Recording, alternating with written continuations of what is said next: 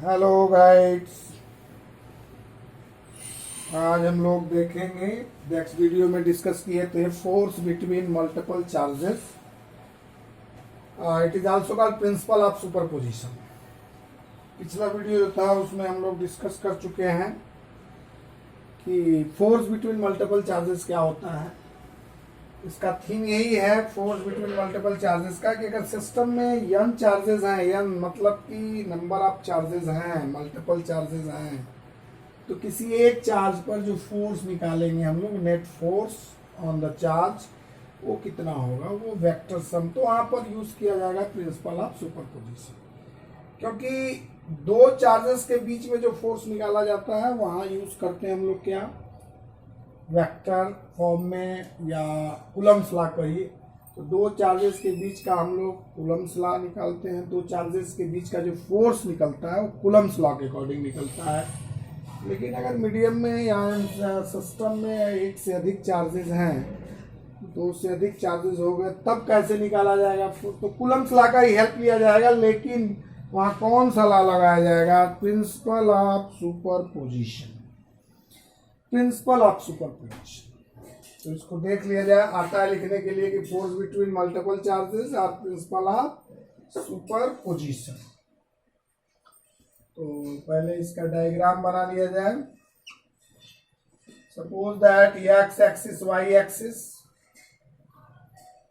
Origin से ये यहां से कोई चार्ज है, यहाँ कोई चार्ज है, यहाँ कोई चार्ज है और यहाँ कोई चार्ज है। मान लीजिए ये चार्ज जो है यहाँ से Q1 है, Q2 मान लेते हैं इसको। यहाँ से ये मान लेते हैं हम लोग Q1, ये मान लेते हैं Q3,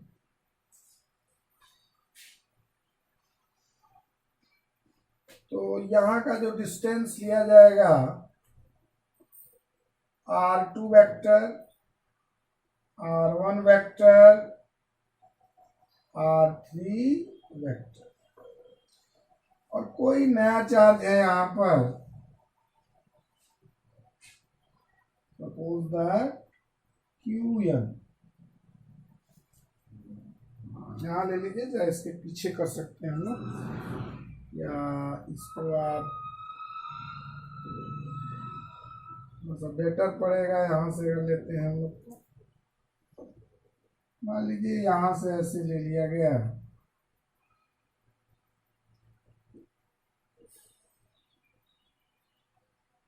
यहाँ कोई चार्ज है Qn, ये Qn चार्ज है, Rn वेक्टर। तो इसके बीच जो फोर्स लगेगा वो फोर्स इधर की तरफ होगा, जिसको कहेंगे हम लोग F12 वेक्टर।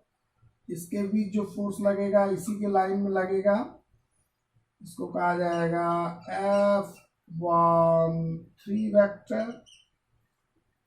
और ये जो फोर्स लगाएगा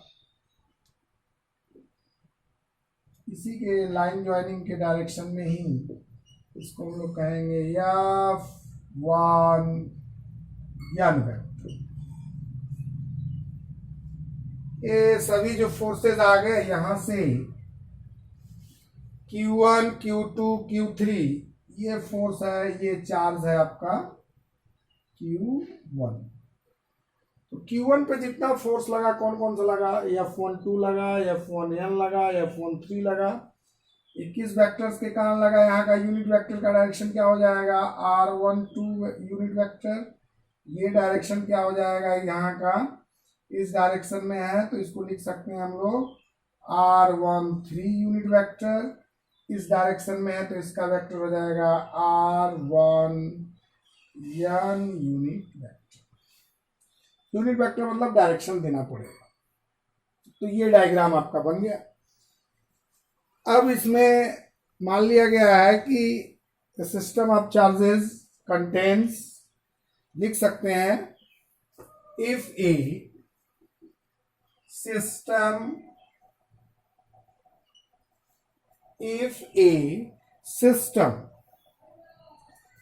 contains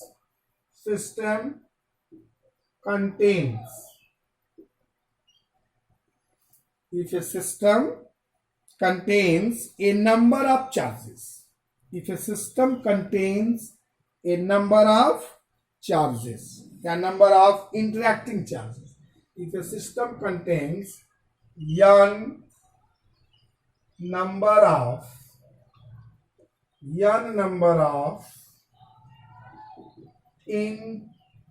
interacting charges.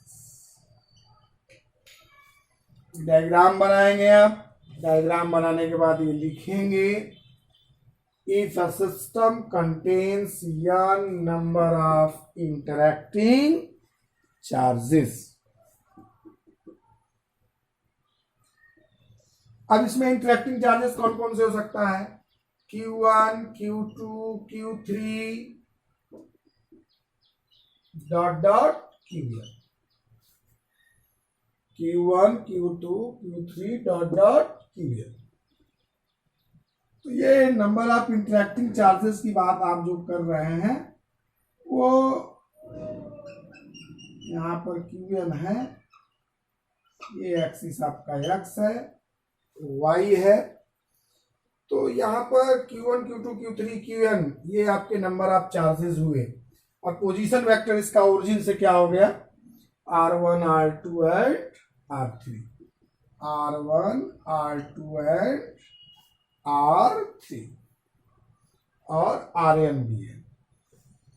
ओरिजिन से है ये आपके number of interacting charges present हैं. तो ये डायग्राम पहले बनाया जाएगा, उसके बाद लिखा जाएगा if A system contains n number of interacting charges Q1, Q2, Q3 dot Qn.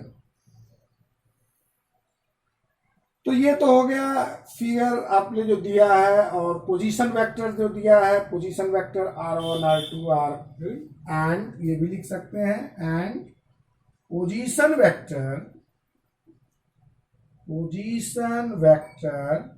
R1 vector, R2 vector, R3 vector dot Rn vector. ये आपके पोजीशन वेक्टर हो गए R1, R2, R3 dot Rn. तो ये आप इतना कर दिए हैं. अब ये इस पर फोर्स निकालना है, Q1 पे फोर्स निकालना है, इसके कारण, Q2 के कारण, Q3 के कारण और Qn के कारण. तो यहां पे लगाया जाएगा principal of superposition. Principal of superposition क्या करता है? अब इसको लिखा जाएगा प्रिंसिपल ऑफ सुपरपोजिशन. तो यहां तक आप पहले पॉइंट नोट करेंगे, ये चीज आप बनाएंगे डायग्राम और उसके बाद ये लिखेंगे if a system contains n number of interacting charges Q1, Q2, Q3, Qn and position vector R1, R2 dot Rn. उसके बाद आगे लिखा जाएगा द नेट फोर्स. किस पर नेट फोर्स देखना है? Q1 पर. The net force on any charge. इन पर आप सुपरपोजिशन करता है कि the net force on any charge, on any one charge due to the other charges is the vector sum of all the force exerted on it. यहां तक ये हो गया. तो नीचे लिखा जाएगा according to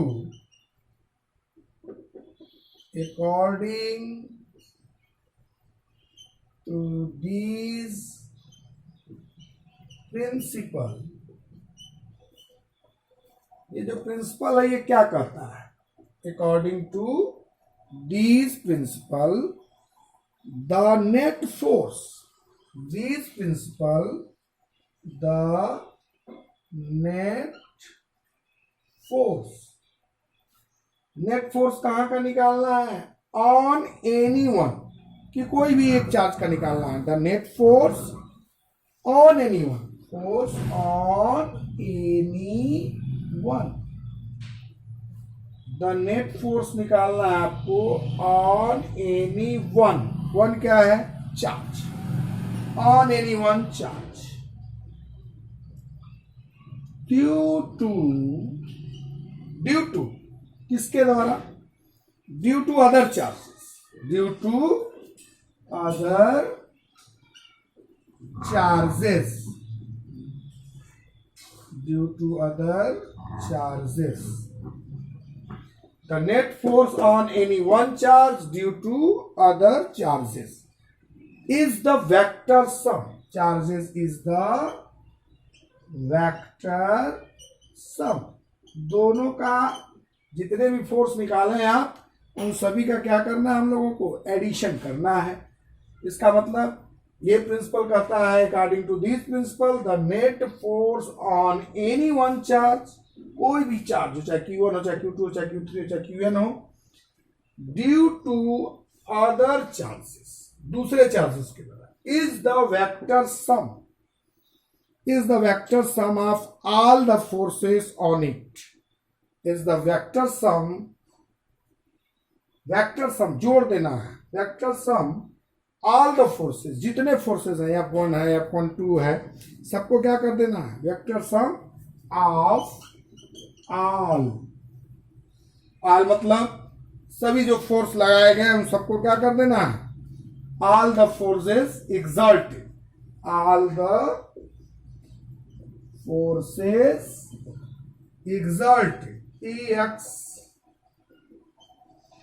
exerted on it, exerted on it, इस पर जो जितने फोर्स लग रहे हैं उन सभी फोर्सेजों को क्या करना है? वेक्टर सम करना है, exerted on it। बहुत ही सिंपल तरीके से समझिए, the net force on any one charge due to other charges is the vector sum of all the forces exerted on it by all other charges, by all other charges। ये कह रहा है कि the net force on any one charge due to other charges is the vector sum of all the forces exerted on it by all other charges। जो दूसरे charge लगा रहे हैं उन सभी फोर्सेजों का वेक्टर सम कर देना है। एक खास बात, the individual force are not affected या unaffected, the individual forces are unaffected due to other charges, presence of other charges. इसका मतलब जो इंडिविजुअल फोर्स होता है वो अनअफेक्टेड होता है। ये तो यहां तक हो गया। इसके बाद आप लिखेंगे the individual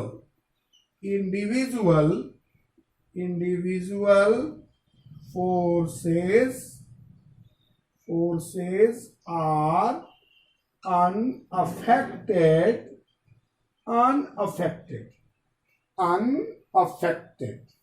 due to the presence of other charges, unaffected due to the presence of, एक चीज देखना पड़ेगा, presence of, देख लें ये चीज आ रही है कि नहीं। हाँ, due to presence of the other charges, ये है आपका principle of superposition. Due to the presence of the other charges, इतना आपको लिखना है किसी भी हाल में। अगर ये आ जाता है तो भी, और नहीं आता तो। इसका मतलब according to this principle, the net force on any one charge due to other charges is the vector sum of all the forces exerted on it। इस चार्ज पर जितना फोर्स लग रहा है ये अलग अलग सभी चार्जेस के द्वारा फोर्सेसों का क्या होता है, वेक्टर सम होता है by all other charges. The individual अकेला फोर्स लगेगा, ये जो लगा है F12 इससे मतलब नहीं है, F13 से या F1N से, ये लोग अनअफेक्टेड करते हैं, एक दूसरे को डिस्टर्ब नहीं करते। Individual forces are unaffected due to presence of the other charge, due to presence of the other charge. तो ये आप इंडिविजुअल फोर्सेज आर अनअफेक्टेड, इसको मिला लेंगे, individual forces are unaffected, individual forces are unaffected due to the presence of the other charges। ये तो आपका superposition हुआ। इसके बाद हम लोग थोड़ा सा इसको देख लें। अब इसमें क्या लगाया जाएगा, इसके बाद अब यहां तक उतारेंगे ये लाइन, और इसके बाद ये नीचे लिखेंगे F net is equal to, सबका वेक्टर सम कर दीजिए, F12 F13 plus dot dot F dot dot है और यह। अब सबकी वैल्यू पुटअप की जाएगी, F12 की वैल्यू, F13 की वैल्यू, F1N की वैल्यू, इसको भी देखा जाए पूरा बाकायदा, जैसे स्टेप बाय स्टेप है उसको उतारेंगे। F12 कितना हो जाएगा भाई, कूलम्स लॉ क्या कहता है, K Q1 Q2 upon R12 के मैग्नीट्यूड का स्क्वायर R12 यूनिट वेक्टर, ये कहता है कूलम्स लॉ। हो गया। F13 क्या कहेगा, कि Q1 Q3 अपान में R13 का वेक्टर का स्क्वायर R13 यूनिट का डॉट डॉट। F1N क्या कहेगा, ये कहेगा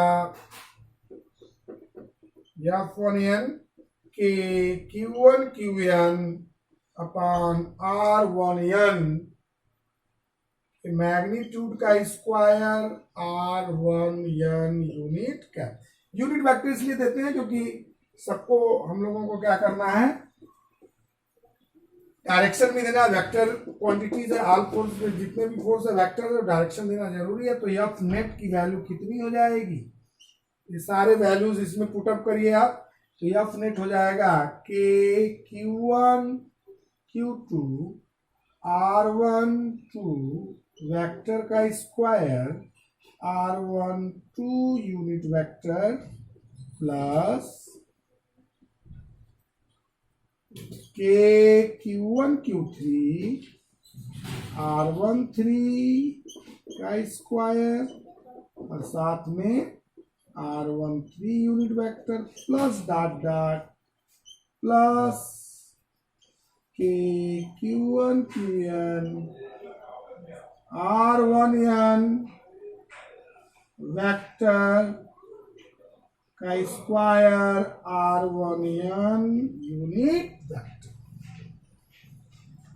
अब इसमें जो कॉमन है उसको कॉमन ले लिया जाए। कॉमन क्या हो सकता है, के कॉमन होगा, Q1 कॉमन है, उसको बाहर कर दिया जाए। इसके बाद ये स्टेप होगा, और तो F नेट की वैल्यू कितनी हो जाएगी, F नेट की वैल्यू जो होगी, के Q1 बाहर हो गया, बचा के आपके पास Q2 बचा, R12 मॉड वेक्टर का स्क्वायर बचा, और साथ में R12 यूनिट वेक्टर।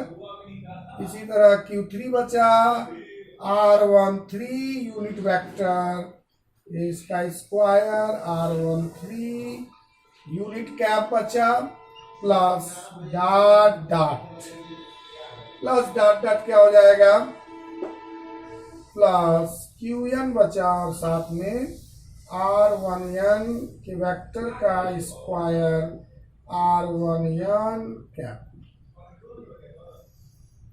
तो ये चीज आपके सामने आ गई। इतना इसमें से कॉमन ले लिया हमने KQ1। देखिए क्लियर नहीं होगा, कुछ लोग इसमें से गड़बड़ भी कर देंगे, इसको साफ साफ लिखा जाए। ये बड़ा ही इम्पोर्टेंट है एग्जाम परीक्षा के दृष्टि से। थोड़ा यहाँ लिख दे रहे हैं F नेट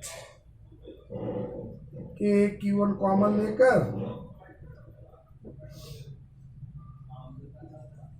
Q2 अपान में R12 unit vector square R12 cap Q3 R13 vector के मॉड का square R13 cap plus dot dot plus Qn R1n mod का स्क्वायर R1n कैप। तो ये तो आपका नेट फोर्स हो गया अकॉर्डिंग टू प्रिंसिपल ऑफ सुपरपोजिशंस। अब इसको शॉर्ट फॉर्म में और सिंपली करके लिखना चाहें आप तो लिख सकते हैं, जैसे एफ नेट सम आपका यूज किया जाएगा। के की वैल्यू आप जानते हैं कितना होता है, के की वैल्यू 4πε0 और Q1 तो रहेगा ही। इसको आप समाप्त कर दीजिए, यहाँ n कर दीजिए, यहाँ I की वैल्यू 2 नंबर से स्टार्ट करेंगे, 1 नंबर चार्ज तो है ही, और यहाँ पर Qi1 तो रहेगा ही। 1 2 1 3 1 4 1n चल रहा है, वैल्यू I की चेंज हो रही है, तो 1i अपान में R1i वेक्टर का स्क्वायर, साथ में R ये यूनिट कैप। अब यहां देखिए अगर I की वैल्यू 2 रखते हैं तो ये Q2 हो जाएगा। क्या हो जाएगा यहाँ पे? Q2 हो जाएगा। और यहाँ क्या हो जाएगा? R12। क्या हो जाएगा? ये R12। क्लियर? ये R12 है, ये R13 है, और ये क्या है? R1n है। तो ये वैल्यू इतनी हो जाएगी। अब यहाँ पर वैल्यू भी 2 रख देंगे तो R12 3 रखना है तो यहाँ पर 3 हो जाएगा, यहाँ पर R13 हो जाएगा, n रखना है तो R1n हो जाएगा। ये सिंपल फॉर्मूला हो गया। k की वैल्यू के रूप में अगर देना है तो ये भी लिख सकते हैं आप 1/4πε0। यहाँ हो जाएगा Q1 upon 4πε0 ε0 n sum of I is equal to 2 Qi upon R1i के वेक्टर के मॉड का स्क्वायर R1i कैप। ये भी फॉर्मूला और एक ये फॉर्मूला, ये ज्यादा सुटेबल है। बाद में 4πε0 की वैल्यू रख देते हैं हम लोग, के की वैल्यू होती है 1/4πε0। तो अगर आता है लिखने के लिए कि force between the multiple charges या प्रिंसिपल ऑफ सुपरपोजिशन तो भी यही लिखेंगे आप। और वो तो ये तो आपका था प्रिंसिपल ऑफ सुपरपोजिशन, बार बार पूछे जाते हैं। और इसी का एप्लीकेशन है न्यूमेरिकल जितने ट्रायंगल वाले लगाएंगे, जहां हम 2 से ज्यादा चार्जेस हैं, स्क्वायर, ट्रायंगल, हेक्सागोनल, पेंटागोनल, सबका जो है सॉल्यूशन यही देगा प्रिंसिपल ऑफ सुपरपोजिशन। सीधा सीधा समझिए प्रिंसिपल ऑफ सुपरपोजिशन है क्या। 2 चार्जेस के लिए कूलम्ब्स लॉ अप्लाई होता है। 2 से अगर अधिक चार्जेस हो गए और किसी एक चार्ज पे फोर्स निकालना है तो हर एक चार्ज द्वारा उस चार्ज पर इंडिविजुअली अलग अलग व्यक्तिगत फोर्स निकाल के सबका वेक्टर सम कर देंगे। क्योंकि scalar quantity is always added algebraically but vector quantity is added with the vector geometrically. So इसको आप पॉइंट नोट करेंगे, डायग्राम जिस तरह बताया गया। इसके बाद कमेंट्स आप दे सकते हैं। Okay, thank you.